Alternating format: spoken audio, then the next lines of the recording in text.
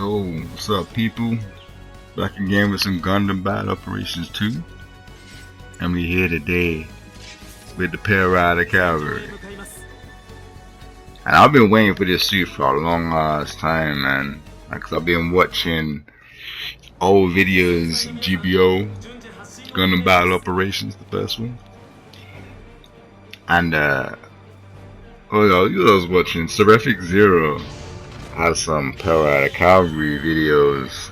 Checking for one of those. I was like, oh, this would be interesting suit to see in this game.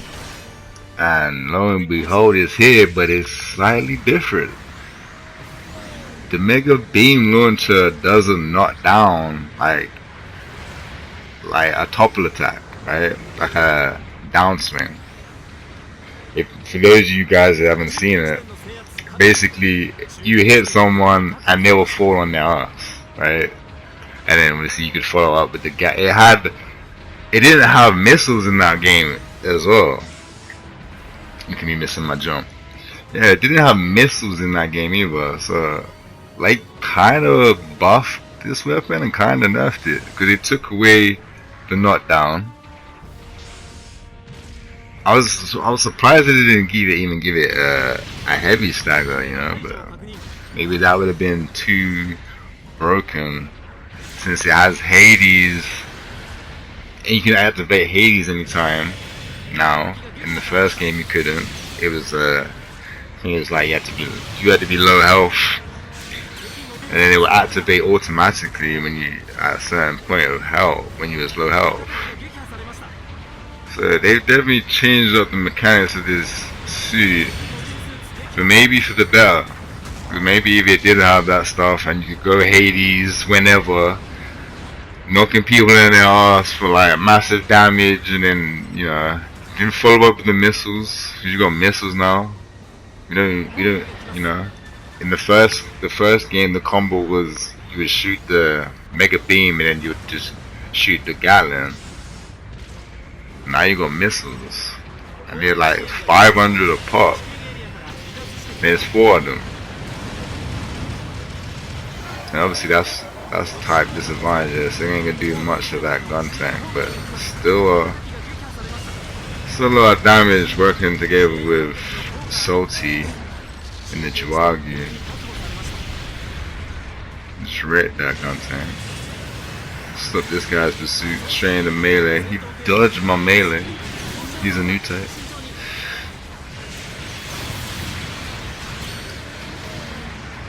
Yeah, and the beam javelins, a touch of this weapon helps it in the close combat because it does a lot of damage, but that's also a problem too as well. Like, its hitbox is hard like to hit. Sometimes you would like you know, you will miss your target completely, right? But that's all good. You have to get used to it, but like it is inconsistent overall. Like if you had a blade, I'd opt for a blade instead. Should have dual blades, but there's too many Pearl Riders with dual blades. I don't mind the javelin though, man. I like non-meta weapons. So javelin is very welcome. It's hard to use, but it's definitely damaging. You can break people's legs with this thing like hella quick. Talking about breaking legs. Hit this guy with the combo while crouching. I'm gonna get that little extra damage in, you know. It's quite a bit of damage there. Before I died to the level 2 version because I'm in a 400 room. You didn't see that at the start, but I don't care about that thing. Like, I'm gonna use whatever. I was just testing different builds. I found this one to be pretty much the perfect one. Pretty much running no range damage. Like, it's my build is a tanky build, and with a level 4 melee, I just increased the melee on it, and that was it. I look at I'm still doing decent damage. Like, if I was to add the level 4, that damage there would have been like 3,000, probably 3,100 or something like that, you know? Like, it's not that much different. I'm running anti-melee level 3 and level 2 on this suit, just to make it tanky.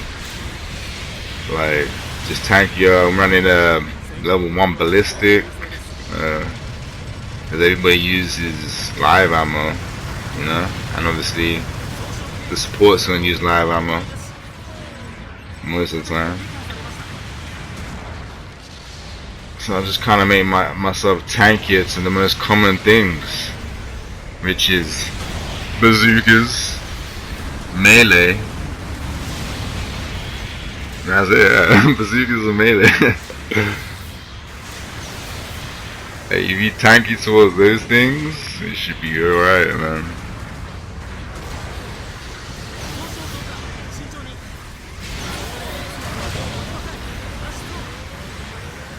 Going in the 80s, and this suit I found out by my good mate Heavy Arm Zero from my clan. He told me that the boosts are 17 and 20, so 17 range and 20 melee. So you can already see there the boost is already favoring more for the melee, kinda. So that's why I boosted the melee as well.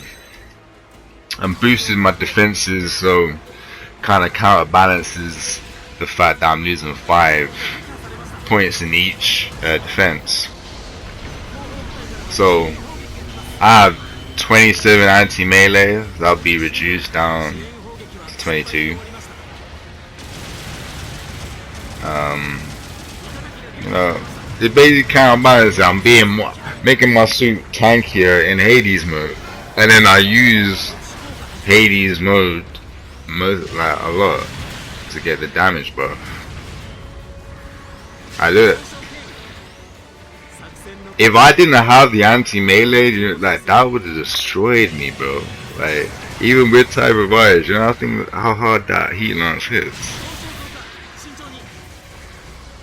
It's kind of busting me about a little bit,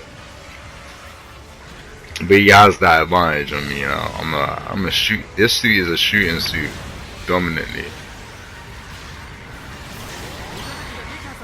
but we can't melee. Quite some serious damage there, and I should have switched to the missiles there, but I'm still learning with the suit.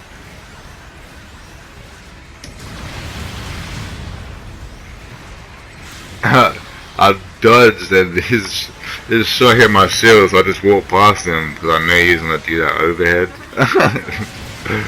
They just got like a narrow hitbox.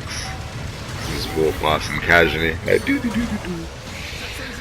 Yeah, but yeah, this suit is really good, man. It's gonna be I can see it being a pain in rank. So that's when I first got this suit. I was like, yo, that's my rank suit.